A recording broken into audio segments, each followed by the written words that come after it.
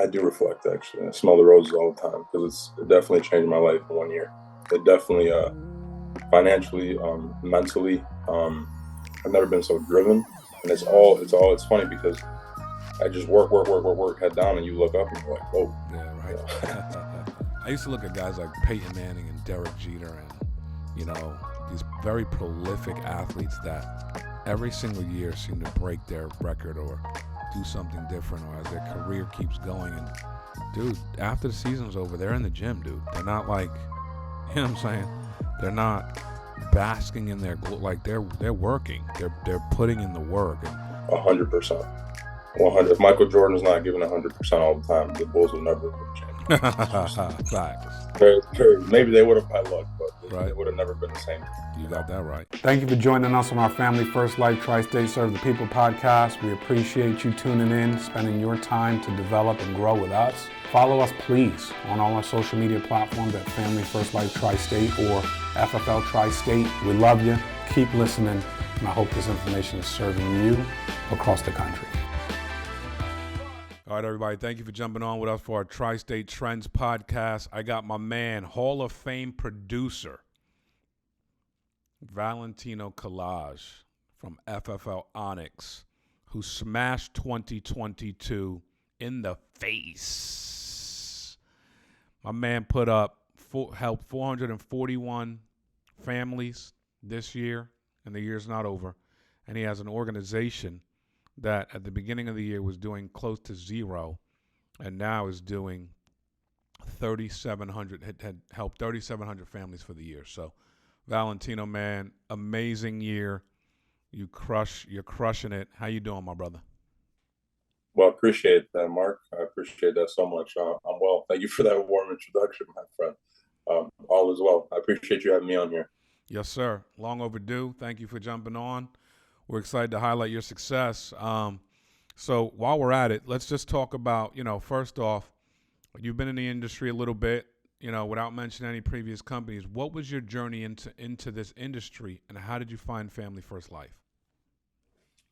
Yeah, I got into the life insurance game in general, the insurance game back in 2017, early 2017. Got it. And obviously I went through with the company. I was there for about 4.5 years. And just due to, all politics and all, favoritism and all, whatever it may be in a negative sense, I kind of was just sick and tired of it, even though, we were at the top of the charts on every year, basically in every category. Wow. And so you obviously, Ray too, we Yeah. talk with Ray, my partner, Ray. We both made a decision to just, we're like, listen, we're not happy here and we feel like there's more out there. We were like confined in a bubble, but we knew we had so much more to offer. And first coming to Family First, the numbers were so high, people were doing so much that I thought they were lying. So I'm like, it's like taking two high school all-stars and throwing them in, the NBA. And I sat there and I'm looking at numbers, and we were in Dallas, and Sean was just asking people, what's your numbers for the year? What's your numbers for the year? And these people were throwing numbers that were like, I'm like, dude, these guys are lying. There's no way these guys are protecting, So it humbled us so much, and I fell in love right away. So like I fell in love, like knowing that somebody that you wouldn't even think is doing numbers that you can't even imagine. That's what brought me to FFL and actually pushed me to build the team and personal produce and stuff. So just expanding my business for sure. That's awesome, man. Fantastic. I mean, obviously there's a process to what you do, the way you sell, the way you recruit. What are some things that you've done to build that kind of momentum through your agency at that type of speed? I love recruiting culture. Like I love, quantity is always good, but quality is Nice. I'm big on quality. And if you've seen the guys, bro, if someone on this podcast isn't listening and they see the team, we have minimalistic writers that are just grinding every single day. There's nonstop. It's like a brotherhood that we have, or a family that we have. And I think that's what's contributed to the team's success. And that's just me trying to lead by example too. I'm in the field as we speak right now, so it's like, when I can, I try to build a team, but I think it's just grind, and that culture is what's pushing us to actually have numbers right now. No doubt. And when you think about the numbers of, you and the writers on your team, obviously, like you said, you're in the field right now. So the ability to duplicate that type of success is pretty impressive. What are some things that you're teaching from a standpoint of duplication to help people grind? Because it definitely starts from the top. So you're setting that pace, setting that example. I've seen, agents or agencies that think it's like work from anywhere, do whatever you want, work whenever you want, do anything you want to do, whenever you want to do it, however you want to do it. And that typically doesn't work. Do you think that would be accurate or? Absolutely accurate. I believe fully in do as I do, not do as I say. So if like if I'm gonna go out and I'm gonna tell you to go hit the field 5 to 6 days and dial, and I'm just sitting back relaxing, trying to collect money off of your hard work, that doesn't sit well with me. Right. That's part of the reason why we even left the old company. It was like, hey, do this, do this, do this, and I'm like, wait, hold on, you're making all the big bucks. You have the name, you have everything, but I'm doing all the dirty work. So for me, it's simple. The key to it is do as I do, not do as I say. So I believe that if I try to write $1 million personal production, I know my guys are going to try to chase me and get it. Versus sitting at home and letting them go to work. So makes sense. I mean, clearly it's changed your life. When you looked at that meeting in Dallas and heard people talking about those numbers, and you thinking it was like really big, how did you realize I can do this too? Number one, and then what has that done for you, like from either a leadership / personal perspective?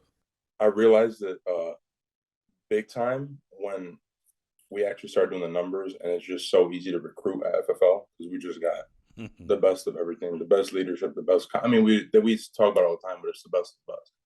So that's why Duke basketball we got the best players. That's why Lakers got the best players because of the best of the best. Right. So I just took that as, and I'm a big sports guy too, that. So I took it as like I'm able to recruit anyone and everyone because whatever someone's giving you or whatever you think you're going to get, you're not, and you're going to get a better year. Whatever you think you're going to get, you're not. I love it. Yeah, that's just how it is, So yeah, man, it's easy to recruit here. I think it's once I put my head to it, because when me and you met, I think I did 150 something families, and then since then, man, it's just I'm literally like, all right, let me just recruit. And it's been the easiest thing in terms of, I think I'm just slacking on my end. Like, I feel like I should be double of what I've done this year. But, wow. It is what it is. How do you see what you've done when you reflect, and maybe you haven't had a chance to? It's not always easy to reflect, but if you look and you think about the year you've had, what do you think about? I do reflect, actually. I smell the roses all the time because it definitely changed my life in 1 year. It definitely financially, mentally, I've never been so driven, and it's funny because I just work, head down, and you look up and you're like, whoa. Yeah, right. Every situation is different. Yeah, every situation is different in every way possible. So yeah, it's just been head down, and when you look up, just know that you're gonna be in a better spot. That's awesome, man. I like that mentality too. Like I totally get. Like I used to look at guys like Peyton Manning and Derek Jeter and, these very prolific athletes that every single year seem to break their record or do something different, or as their career keeps going. And, dude, after the season's over, they're in the gym, dude. They're not like, you know what I'm saying? They're not basking in their like they're working. They're putting in the work, and they know there's a time to reflect, but they're going to get to that place, and they're going to use that reflection to drive them. Like you're saying, you've never been more driven because of what's happening. And when I think about those elite athletes, that are constantly chasing their diet, their habits, their fitness, that stuff leads to the winning. That stuff leads to the championships, and they know it. And they have to lead from the front in order to get people to follow. Absolutely, 100%. 100. If Michael Jordan's not giving 100% all the time, the Bulls will never win championships. Facts. Maybe they would have by luck, but they would have never been the same. You got that right. Now, when you project into 2023, because we're putting a bow tie on this fantastic 2022, what do you see for 2023 in FFL Onyx? Nonstop growth. Nonstop growth. I'm gonna make it a goal to at least double my production in both aspects, personal and team wise. And some of the recruiting stuff we got going on right now is just, I mean, we're gonna get rocking. We haven't even started yet as a Saints. Yo, we really have not started yet. Why not you? You know what I mean? Like, you're gonna end the year over 4,000 families help. Why not a Hall of Fame agency next year? Over 10,000 families help. Yeah, no, it's guaranteed. I mean, it's at bare minimum. I'm just, I'm trying to do a double my production, but I mean, if I can get to 20 families protected, I will do whatever I can. And it's the same thing. Head down, and I'm gonna look up in December of next year. Yeah. And hopefully, I'm double, triple, quadruple what I did this year. That's lovely, man, dude. You are crushing it. It's amazing to see. And I was looking at your numbers and kind of going through some of the stuff with our upcoming awards dinner. I was like, my God. You know what I'm saying? From that day, we were in Texas, and then the next day we were in, what was it? Was it Kansas? Where did we stop? Was it St. Louis? And then we went to Chicago? we went to Dallas, St. Louis, Illinois. Yeah, Illinois. It was a full. So that day, from that day, that was, I think, was that this year? No. Yes, it was. It was earlier this year. Y'all have smashed records and have done some great things. I want to say congratulations to you for your hall call and being in the Hall of Fame as a producer. And I'm excited for what 2023 has in store for you and your team. And you're going to don another red jacket next year as an agency. So that's freaking fantastic. Thank you so much. I appreciate you and everything you do. Appreciate you. Real quick, if you had one parting shot you would give to an agent, maybe that agent is doing okay and wants to do better. Maybe that agent's brand new. And maybe it's someone that's looking to recruit at your rate as well. What would you say to some people that are looking to grow? Do what you're best at 100% of the time while you're trying to grow. So don't focus on 10 different things. If you need capital and you need to gain capital and raise capital to start marketing, you need to hit the field. Yep. And you need to save your money and you need to work hard. If you have the capital and you want to start, marketing, you need to find a niche that you're going to, who do you want to target? Like right now, and if you give me a couple minutes of it, basically what I'm doing is I'm targeting the mortgage side. So all my guys over here in Michigan, everybody's doing mortgages. Love it. Our businesses are hand in hand.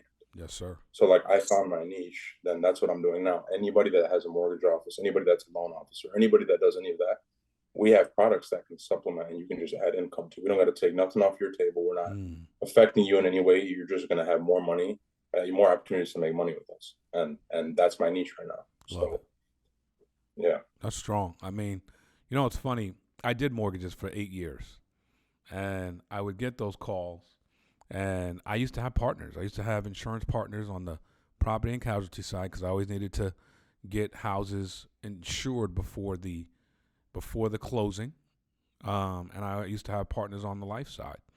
And then I got in the life insurance business and saw it as an opportunity to, do it with LOs. I never did it to death the way I should do it, but what you're saying is definitely inspiring me. So I really appreciate what you just said right there, Mark, is literally me, right? Not to cut you off, man, but I literally for the first 6 months, I'm like, what have I been doing? Why? I got my boys that are doing big numbers as LOs, and we're just going out, just hanging out, having a cigar. I'm like, what am I doing? Now they're getting annoyed. I'm on Instagram. Just if you're an LO, you're gonna see me in the DM soon. I'm just like, I love it, bro. That's huge. That's huge. That's gonna be massive growth. 100%, dude. 100%. I believe it. Hat tip to you, my friend, for crushing 2022. You came, you saw, you conquered, you went after it. I can only imagine what's in store for you next year. So appreciate your time, man. You're definitely trending. So thank you, brother. Honored to be on here, bro. Appreciate it, man. Thank you so much, Mark. God bless you, everybody. Keep listening. We'll keep trying to bring value. Valentino Kalaj, FFL, Onyx, crushing it.